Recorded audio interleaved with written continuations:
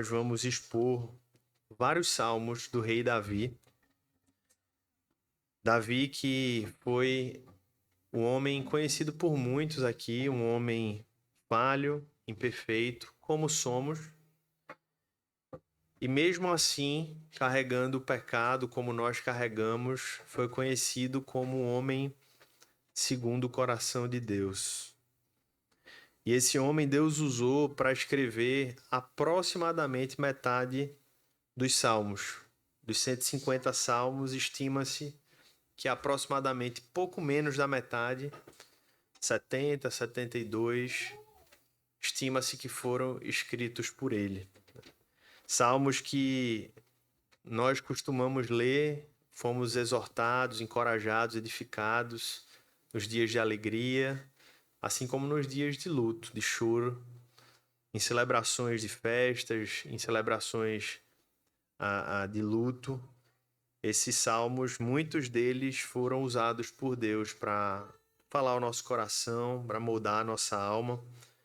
E Deus usou esse homem que tinha um pulso de guerreiro, mas tinha a alma sensível de um poeta para escrever os salmos. Tinha habilidades com espada, matou animais, matou homens em guerras enviados pelo Senhor, mas tinha profunda habilidade também com as cordas.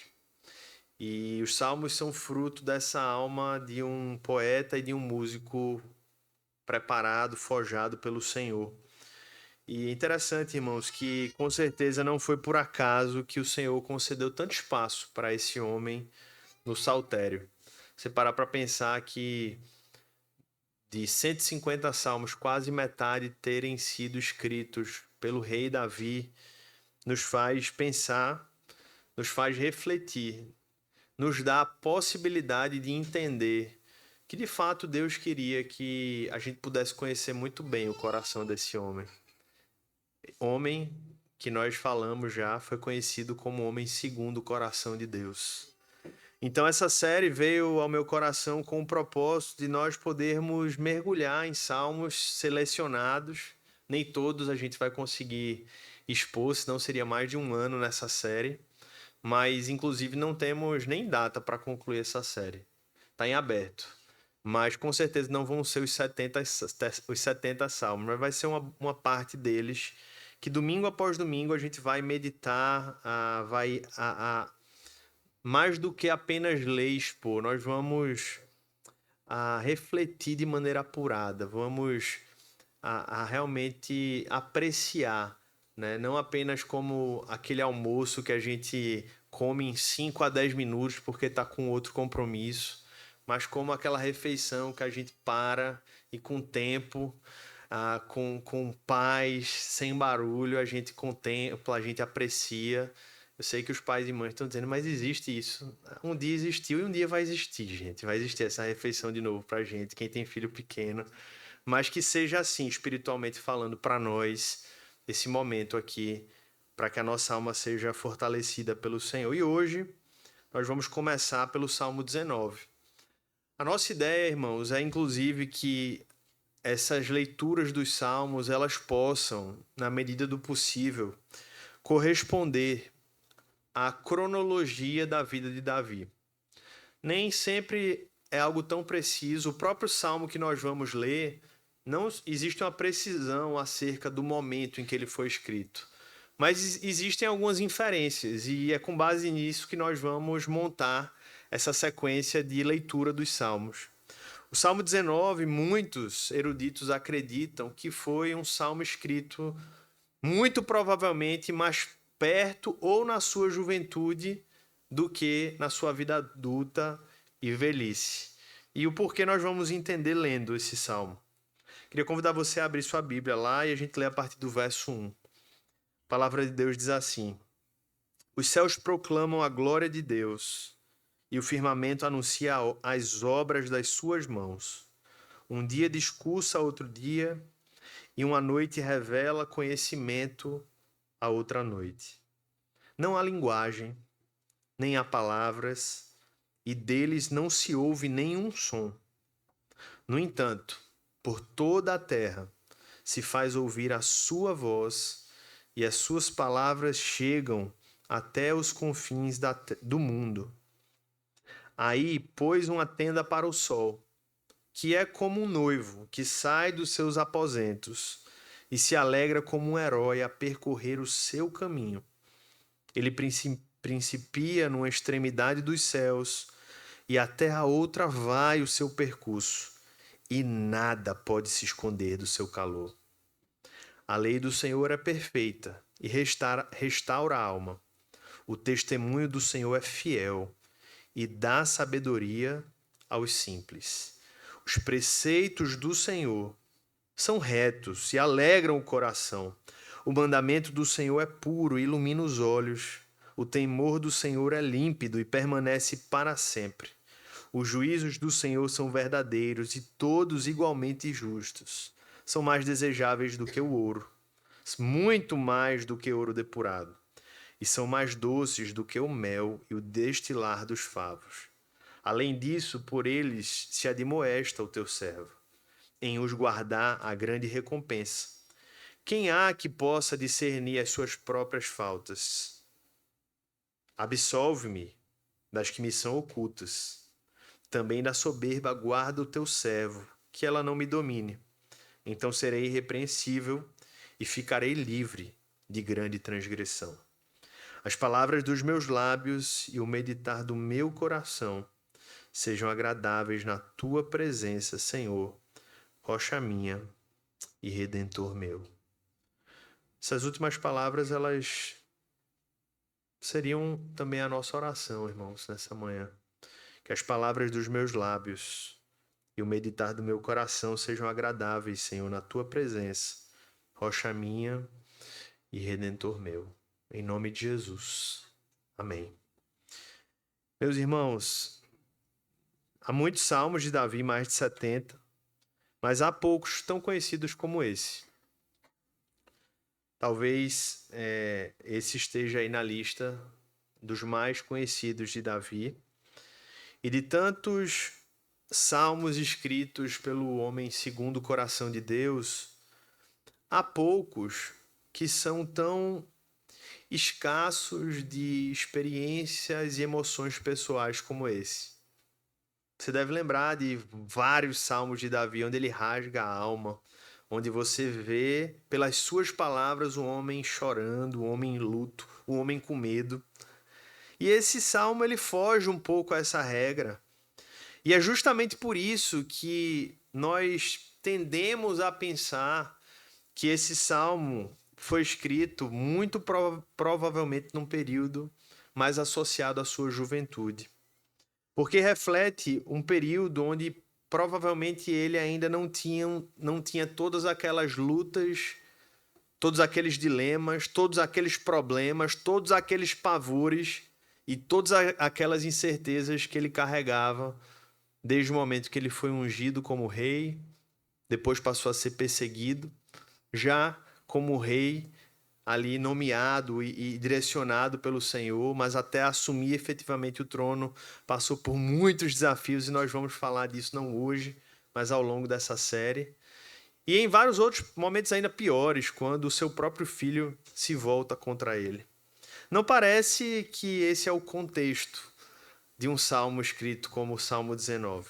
Muito provavelmente esse salmo foi refletido, meditado, composto, no momento onde ele contemplava os céus, onde ele cuidava das suas ovelhas, e ele tinha tempo suficiente, mente limpa o suficiente para apenas se dedicar à grandeza e à justiça de Deus, onde ele passava noites ao ar livre observando os céus, e momento onde fora proteger as suas ovelhas não haviam grandes preocupações em sua vida.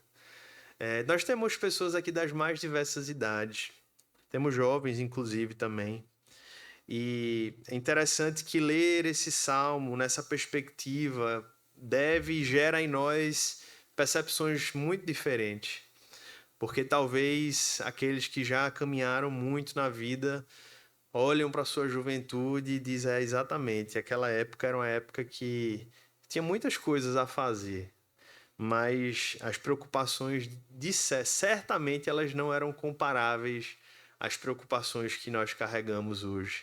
Para Davi era muito cuidar das ovelhas, não era menosprezando esse ofício dele. Mas se ele olhasse para 30 anos à frente e se visse nas suas lutas para fugir de Saul, nas suas lutas para governar um reino, para estabelecer uma nação, ele com certeza olharia para trás e diria: governar ou cuidar de ovelhas, não é que tá tão ruim, tá até bom aqui, tá cuidando dessas ovelhinhas, né?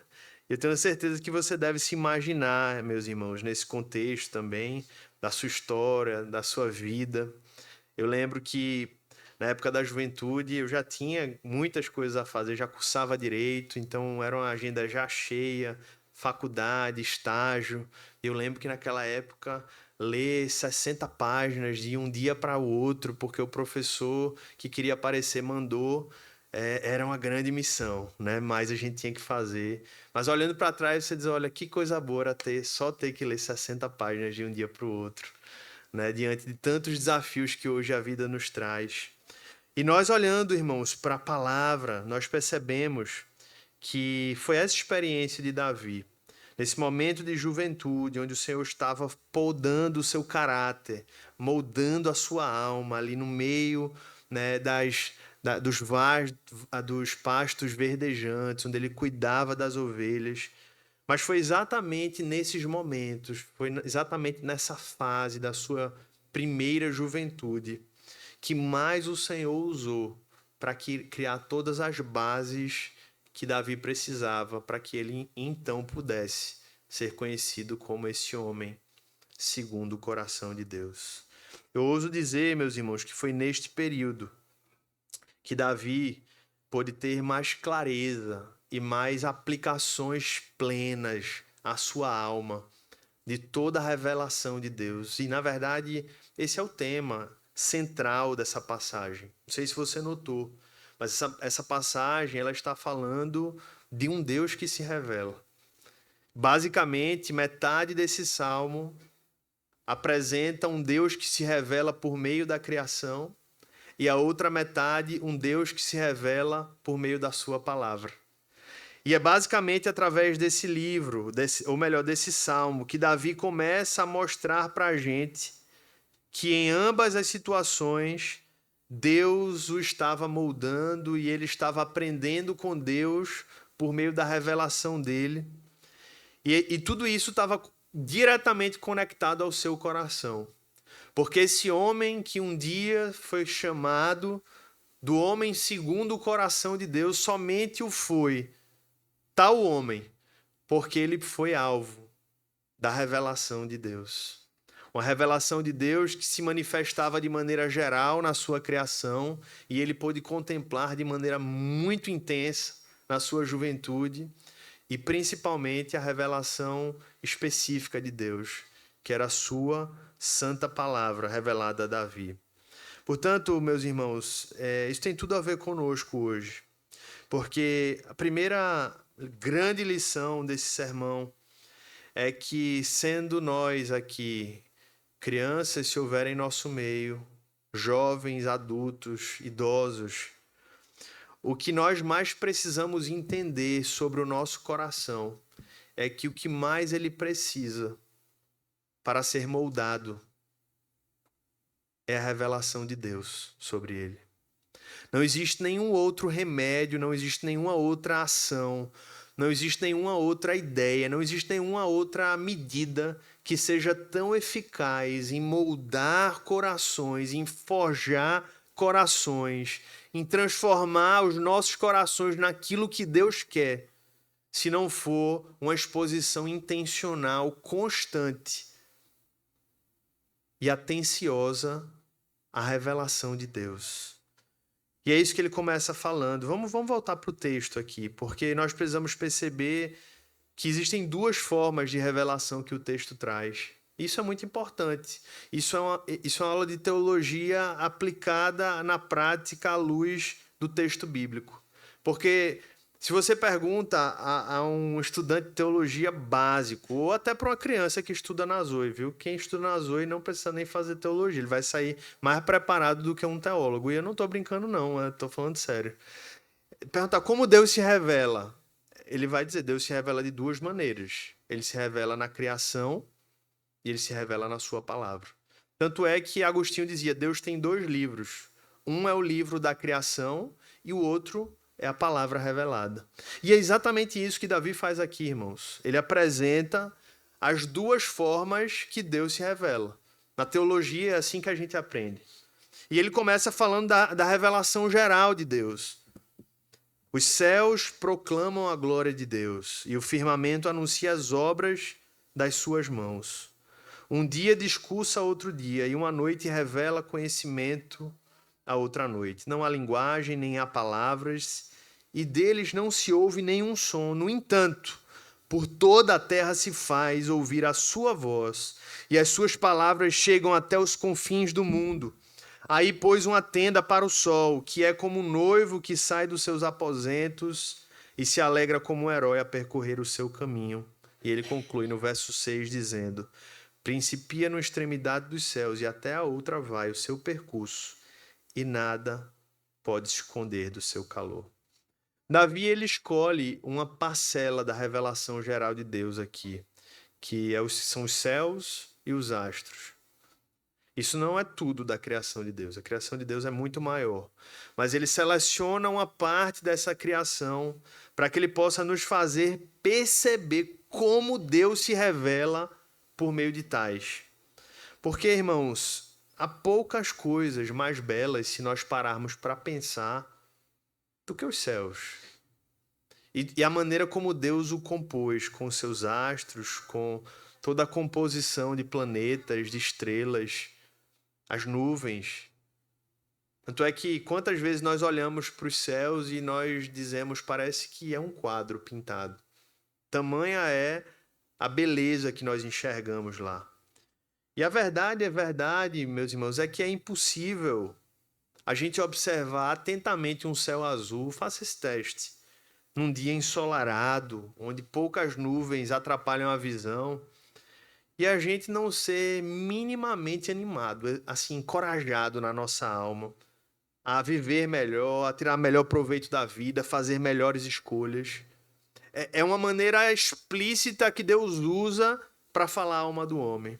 É quase impossível, irmãos, nós assistirmos a um nascer do sol, contemplarmos o nascer do sol, e nós automaticamente não sonharmos, fazermos planos, desejarmos viver mais.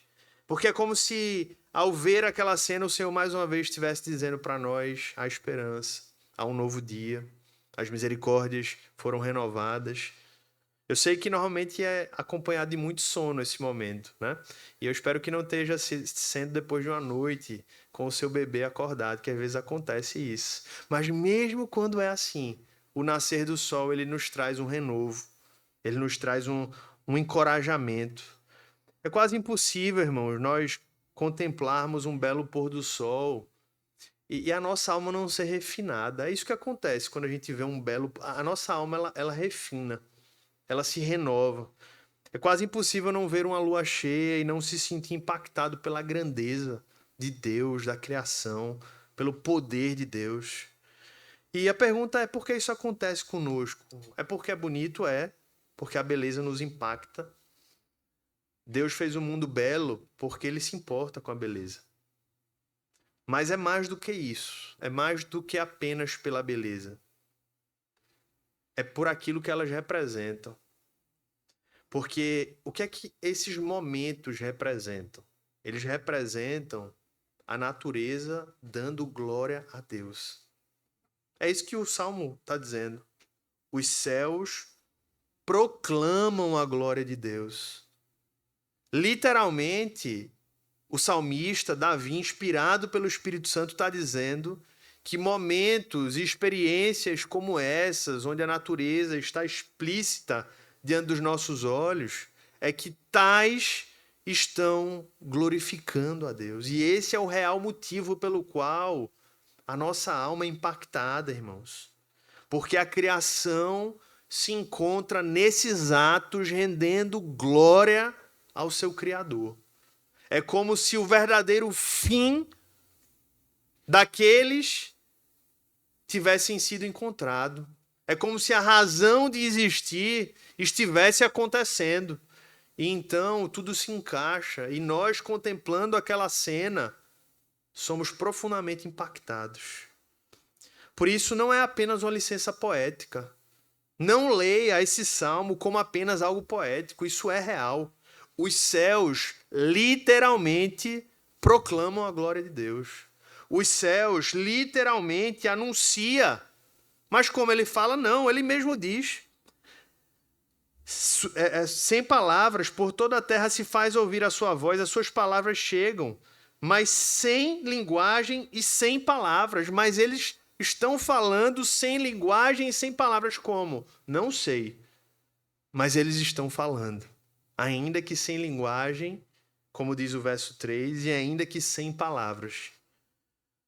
De fato, irmãos, os céus, o firmamento, o sol e a lua, o dia e a noite, mesmo sem palavras, mesmo sem linguagem, eles louvam e glorificam o nome de Deus. E quando nós notamos isso, quando nós contemplamos, que é diferente de apenas ver, contemplar é quando tais momentos eles são compreendidos pela nossa alma. Quando isso é percebido pela nossa alma, a nossa alma é fortalecida, porque nós percebemos que existe ordem no universo e que esse universo continua sendo regido e continua glorificando o seu Criador. Portanto, contemplar sob a perspectiva correta a criação é um renovo, irmãos, para uma alma fragilizada pelo pecado. Portanto, se você quer dar um passo em busca de um coração menos adoecido e mais piedoso, a gente precisa aprender a contemplar a criação de Deus. Isso é bíblico. Isso é um remédio para a alma. Isso não é um luxo, é uma necessidade espiritual. Aprendermos a contemplar a criação de Deus. E que bom saber, irmãos, que Deus tornou isso acessível a todos. O pobre, o rico, o do hemisfério sul, do hemisfério norte. Todos têm acesso a olhar para os céus e contemplar a criação de Deus. Em Luxemburgo, o maior IDH do mundo, assim como na Somália, um dos países, ou talvez o país mais pobre do mundo, as pessoas podem erguer suas cabeças, abrir os seus olhos e ver um pôr do sol, e ver o nascimento do sol, e ver uma lua cheia. E isso refina a nossa alma, isso molda o nosso coração, irmãos. Isso é um ato espiritual. E foi isso que Davi foi agraciado na sua jornada. Aquelas noites sem dormir com as suas ovelhas, talvez ele não entendia. Assim como talvez você não entenda as noites sem dormir com o seu filho. E você diz, por que, Senhor? Eu só queria dormir. Mas o Senhor pode usar para de repente você abrir a sua janela e contemplar os céus. E dizer, Senhor, refina a minha alma. Olhando a tua criação. E a verdade, irmãos, é que se a revelação geral é importante para refinar nosso coração, tem uma outra revelação que é indispensável para transformar o nosso coração. Transformar o nosso coração. Diferente. Ou seja, ela é mais importante ainda. Porque ela não apenas refina, ela não apenas fortalece, mas ela transforma, ela muda. E essa é a revelação específica de Deus, como chamamos na teologia. Porque sem a contemplação da revelação geral, o nosso coração adoece. É verdade, irmãos. Você acha que uma sociedade com cada vez mais transtornos, cada vez mais mudanças nas relações sociais, não tem nenhuma relação com o aumento da tecnologia, com o aumento dos shoppings e a diminuição de pessoas contemplando a natureza? Tem tudo a ver. Não dá para linkar uma coisa necessariamente na outra, mas que o crescimento de uma coisa em detrimento de outra está totalmente conectado. Então é um fato. A falta de contemplação da natureza, da criação, adoece. Mas, sem a contemplação da revelação especial, específica de Deus, algo pior acontece. Não é apenas doenças. Não são apenas doenças. É morte. Na verdade, sem a contemplação da revelação específica de Deus, que é a sua palavra, o coração ele continua morto. Ele nem vida tem. Olha o que Davi fala a partir do verso 7. A lei do Senhor é perfeita e restaura a alma. O testemunho do Senhor é fiel e dá sabedoria aos simples. Então presta atenção no poder da palavra revelada pelo Senhor. Ela restaura a alma, irmãos. Ela dá sabedoria, inclusive para aqueles que de repente nem ler sabem. A palavra de Deus alegra o coração, verso 8. Alegra o coração, irmãos. Ainda no verso 8, pode passar aí no verso 8. Ela, além de alegrar o coração, o mandamento do Senhor ele é puro e ele ilumina os olhos. Verso 10. Ele é límpido, ele é verdadeiro, ele é justo. Ao ponto de que no verso 10 ele diz que eles são mais desejáveis do que o ouro. O ouro, durante muitos séculos, inclusive naquela época, era o bem mais precioso. Era tudo que se poderia desejar. E o salmista olha e diz: existe algo mais desejável do que o ouro, que é a palavra de Deus, a revelação específica do Senhor. Ela não apenas traz cura, mas ela traz vida à alma. Ela traz vida àqueles que estavam mortos. João Calvino disse que enquanto os céus dão testemunho acerca de Deus, seu testemunho não guia os homens ao ponto de, por meio deles, aprenderem a temê-lo realmente e adquirirem um sólido conhecimento dele. Tal testemunho só serve para deixá-los indesculpáveis. É isso que a revelação geral faz. A revelação geral por si só é suficiente para que ao chegar no julgamento final ninguém possa dizer: o Senhor nunca disse que existia para mim. Impossível. Não tem como olhar para um pôr do sol, para um nascer do sol, para uma lua cheia e dizer Deus não existe. É impossível. Não tem como aquilo não ser obra de um Deus todo-poderoso. É isso que Calvino está dizendo. A revelação geral ela é suficiente para que todos se tornem desculpáveis na existência de um Criador. Mas louvado seja Deus, irmãos, porque Ele não nos deixou apenas a sua revelação geral, mas nos deixou essa revelação específica, a sua palavra, que, como lemos, é perfeita, é fiel, é reta, é pura, é verdadeira, é justa.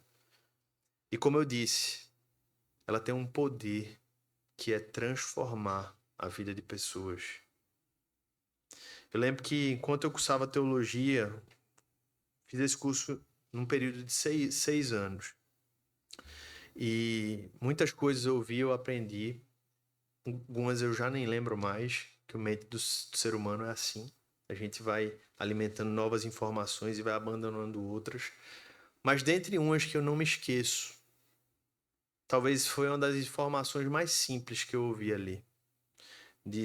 Eu ouvi uma aula do bispo Walter McAllister dizendo: sua principal missão como pastor é fazer o povo de Deus ler e amar a Bíblia.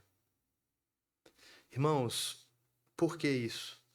Porque ela transforma, porque ela alimenta a alma, porque ela é perfeita, ela é fiel, ela é reta, ela é pura, ela é verdadeira, ela é justa.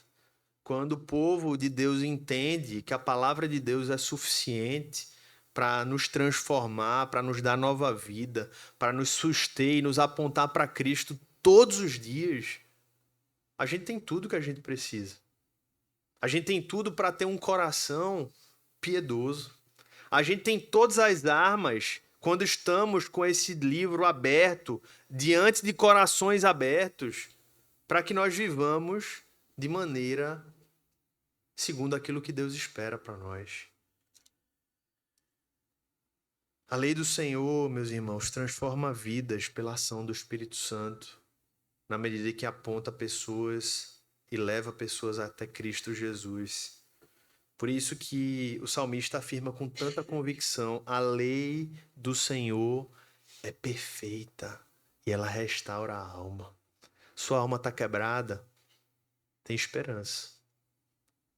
Se sujeite, se exponha, se escancare diante da palavra de Deus e diga ao Senhor: me transforma, Pai, por meio da tua palavra. Ele pode te restaurar. Amém? Ela restaura a alma, irmãos. A lei do Senhor é perfeita e restaura a alma. E essa restauração, ela começa na salvação. Porque se você nunca teve um encontro com Cristo, a primeira ação de restauração da parte de Deus é regenerar sua alma. É tirar o que a Bíblia diz que antes tinha, que era um coração de pedra, que você batia e nada mudava, e agora colocar um coração de carne, que ele agora se torna moldável, agora você se torna sensível ao Espírito Santo, agora você se torna ensinável, não pelas vãs filosofias, mas pela palavra de Deus, por aquilo que é sólido. E quando esse coração de carne é dado, irmãos, e nós recebemos uma alma agora restaurada, com um coração moldável, nós nos tornamos aptos a crescer em sabedoria, justiça, santidade, alegria. E isso é santificação. É o processo que todo crente vive ou deveria viver. Dia a dia eu cresço um pouco mais. Dia a dia eu deixo mais um pecado e eu cresço em algo que antes eu ainda não estava fazendo conforme o que Deus esperava. E a palavra cumpre um papel central nisso. É o que o verso 11 diz. Leia comigo. Depois que ele apresenta essa beleza da palavra, da revelação específica, ele é claro em dizer: por eles quem? Pelo testemunho do Senhor, pelos juízos do Senhor, pela palavra de Deus, pela lei do Senhor, se admoesta o teu servo. Esse verbo, irmãos, muitos já conhecem, mas para outros talvez seja uma palavra estranha. Em outras palavras, é a ideia de uma advertência séria, solene, sobre um perigo que alguém está enfrentando, mas não apenas para dizer: ei, cuidado, presta atenção, mas é para dizer: olha, vai por aqui, se livra desse perigo. Ou seja, o alvo é mude de comportamento, vá por outra rota, não caia nessa cilada. Isso é a demonstração. Ou seja, é mais do que uma simples repreensão, é um aviso sábio, urgente, mas amoroso de dizer: não vá por aí, vá por outro caminho, viva de uma forma que agrada a Deus e não dessa forma que o desagrada. E a verdade, irmãos, é que o nosso coração, se nós pudéssemos assim dizer, ele é uma máquina de necessidade de admoestação. Se pudéssemos usar um adjetivo para ele é um coração que carece de admoestação o tempo todo. O que ele pede todos os dias é: me admoesta, Senhor. Porque tantas coisas básicas, irmãos, a gente ouve, a gente sabe, mas a gente insiste em esquecer. A lista é infindável. Vamos começar falando por dinheiro. Todo cristão sabe que dinheiro não traz salvação nem verdadeira segurança para ninguém. Mas a gente insiste em acreditar muitas vezes que o nosso problema é a falta de dinheiro ou a má administração dele. E muita coisa se torna catastrófica na nossa vida por isso. Mas a origem é diferente, está no coração. A origem... Se você parar para pensar, irmãos, a maioria dos pecados que nós classificamos, eles são apenas a ponta do iceberg. Os problemas, eles vêm do nosso coração, da nossa falta de contentamento, da nossa falta de domínio próprio. É igual a briga de criança. Ah, qual foi o pecado? Não, o pecado foi que eu bati no seu colega. Não. O bater no colega foi a consequência. O que é que estava no seu coração? Ira, inveja, orgulho. Então, irmãos, quando a gente fala sobre dinheiro, a Bíblia já diz, o amor ao dinheiro é a raiz de todos os males. E às vezes a gente não para perceber que está amando demais esse negócio. Amando demais ao ponto de usar de maneira muito má, de maneira de autossatisfação. E o fato, irmãos, é que tem muitos temas que são básicos no dia a dia, que a gente sabe, mas que a gente insiste em esquecer. Mentira. Não, não. É só mentirinha aqui para resolver esse problema rápido, para não ter mais problema. Mas a gente sabe que não tem só mentirinha aqui. E na verdade a gente sabe, não só pela palavra, mas até a sociedade já traduziu isso em um dizer que mentira tem perna curta, mas a gente insiste em acreditar que a gente vai conseguir ter um resultado diferente com aquilo que a gente sabe que não deveria fazer. Ou até fazemos de maneira mais explícita, não mentimos explicitamente para termos benefícios profissionais e materiais por causa disso. Mas a Bíblia é muito clara, deixando a mentira, falem a verdade, cada um com o seu próximo, porque somos membros uns dos outros. A imoralidade sexual. A Bíblia é muito explícita, dizendo fujam. A Bíblia não diz assim, negociem, conversem. 1 Coríntios, a Bíblia fala, fujam da imoralidade sexual. Não apenas nos dá o comando, mas nos dá exemplos. A gente olha para a história de José e vê que ele não negociou com a mulher de Potifar. Ele não foi pregar para ela, não vou evangelizá-la. Ele sabia que ali não tinha hora, não era hora de fazer isso, era hora de fugir. E aí, homens e até mulheres esquecem disso e se entregam à pornografia porque acharam que ia poder negociar. E aí daí vem pensamentos impuros, a maneira como se veste, as piadas de duplo sentido e tudo isso a gente começa a achar normal. Irmãos, a lista é imensa de coisas que a gente, quando para pensar para a nossa vida, a gente olha e diz, Senhor, quantas coisas no dia a dia o meu coração precisa ser admoestado constantemente. Eu sei daquilo, eu entendo daquilo, eu já ouvi sobre aquilo, mas eu ainda não vivo aquilo. E é por isso que a palavra de Deus ela precisa estar constantemente na nossa mente, constantemente nos nossos lábios, constantemente nos nossos corações, constantemente nas nossas casas, porque se assim não for, meu irmão, vai dar errado. Vai dar errado. Por isso que Davi, discernindo essa realidade, ele chega ao ponto de dizer, Senhor, e para piorar, tem as coisas que eu nem sei que eu faço. Verso 12. Quem há que possa discernir as suas próprias faltas? Absolve-me das que me são ocultas. Então ele já começa dizendo assim, Senhor, a tua palavra é tão perfeita e eu sou tão imperfeito. Então deixa eu já começar dizendo assim, me perdoa daquilo que eu sequer consigo perceber. E essa postura é muito importante, irmãos, num coração de alguém que quer ter um coração segundo o coração de Deus. É a perspectiva de que assim, Senhor, me perdoa, Pai. Até das coisas que eu nem consigo perceber. Sabe o que esse coração revela? Um coração contrito. De rasgar o peito e dizer, Senhor, cura minha alma. Cura minha alma. Eu não quero encontrar justificativa, eu não quero encontrar soluções. Eu só quero que o Senhor me cure, Senhor. Eu só quero que o Senhor me perdoe. Eu só quero que o Senhor me santifique. Por isso que ele começa dizendo, até aqueles que eu nem conheço, mas já me perdoa, Pai. Porque eu quero ser santo. Porque tu és santo. Porque tu és santo. E logo em seguida ele diz, também da soberba guarda o teu servo, que ela não me domine.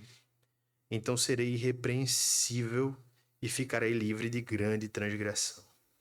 Irmãos, Davi não escolhe esse pecado por acaso. Ele poderia ter falado da mentira, da imoralidade que eu citei, poderia ter falado da fofoca, poderia ter falado do orgulho, poderia ter falado de tantos pecados que a gente enfrenta, que a gente luta, que a gente trava. Mas ele escolhe a soberba. Sabe por quê? Porque, irmãos, a soberba não é apenas mais um pecado. A soberba é o estado de uma alma autossuficiente que favorece e potencializa todos os pecados. Qual foi o pecado central de Satanás? O orgulho, a soberba. Quero ser igual a Deus. Eu quero e vou ser igual a Deus. Qual foi o pecado de Adão e Eva? Foi comer do fruto. Soberba, orgulho. Queremos ser igual a Deus. Queremos o conhecimento do bem e do mal. E Davi olha e diz: Senhor, me livra, Senhor, de tantos pecados, mas me livra do central, daquele que é a raiz de todos os outros pecados, que é a soberba, que é o orgulho. Por favor, Senhor, guarda o teu servo da soberba, que ela não me domine. Tanto é que ele diz: então eu serei irrepreensível. Não é que ele não ia pecar, mas ele entendeu que quando ele conseguisse ter um coração contrito, assim como nós lemos na palavra de Deus, Deus resiste aos soberbos, mas concede graça aos humildes. Davi entendeu isso, irmãos, desde a antiga aliança. Ele dizia: Senhor, me dá um coração humilde, me dá um coração contrito. Se o Senhor arrancar a soberba do meu coração, então eu conseguirei travar a luta contra o pecado de maneira muito mais eficaz no poder do Espírito Santo. Que essa seja a nossa oração. Senhor, arranca a soberba do nosso coração, Senhor, e nos faz humildes, porque é a esses a quem o Senhor confere graça. E ele conclui dizendo: as palavras dos meus lábios e o meditar do meu coração sejam agradáveis na tua presença, Senhor, rocha minha e redentor meu. Eu li bem baixinho, mas eu acho que talvez ele tenha acabado esse salmo gritando, irmãos. Um clamor, uma inferência aqui. Gritando desesperado, porque quando você contempla a beleza da criação e a perfeição de uma palavra tão pura, e você olha para si, não tem como a gente acabar um momento desse normal. A gente fica mobilizado porque diz: Senhor, pelo amor de Deus, Senhor, me santifica. E como ele disse, acho que as palavras dos meus lábios, Senhor, que o meditar do meu coração, Senhor, sejam agradáveis a Ti, Pai. Que o Senhor comece mudando aquilo que nem eu percebo. Depois que o Senhor transforme aquilo que está lá dentro de mim, para que finalmente, Pai, até naquilo que eu falo, que é aquilo que mais pode ser percebido, que de mais exterior se encontra, eu possa manifestar atos de justiça e atos de santidade na Tua presença, Senhor. Irmãos, o Salmo se abre com a ideia de os céus falando. Os céus proclamam a glória de Deus. Mas ele termina com o salmista rogando para que as suas palavras sejam agradáveis ao Senhor. E esse é o tema do nosso sermão, da glória da criação ao profundo do coração. É isso que Deus quer. Ele move o universo, ele fez o universo também para que a nossa vida, irmão, seja transformada. E a minha oração é que o eco da criação que proclama a glória de Deus seja menor do que o eco das nossas almas diante do Senhor. Que as nossas almas ecoem glórias a Deus de um modo tão mais alto, tão mais sincero, tão mais genuíno que a própria criação. Que o Senhor possa olhar para a glória que os céus lhe dão, mas olhar para a sua igreja e dizer: o eco da igreja é mais belo. O eco da igreja é mais forte. O eco da igreja é mais santo porque Cristo os santificou. Cristo os purificou. Irmãos, o salmo que começou com a nota de glória da criação divina termina com a nota de uma relação pessoal com o Salvador. Quando a gente lê pela primeira vez, a gente não entende, mas é exatamente isso que Deus quer. Ele quer mostrar como tudo que ele criou, toda essa maravilhosa criação, tem tudo a ver com a nossa alma. Aquele que fez céus, mar, universo, é o mesmo que se importa com o nosso coração. É o mesmo que cuida e vela da nossa alma, irmãos. Ele nos ama, ele cuida de nós, ele está formando a nossa alma à imagem do seu próprio Filho. E ele é o Deus que se revela tanto a nós pela criação como pela sua palavra. Com que propósito?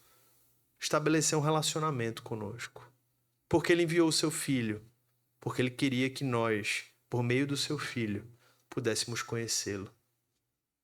E ao olhar para a sua criação e olharmos para a sua palavra, para onde ele quer que a gente olhe? Para o seu Filho.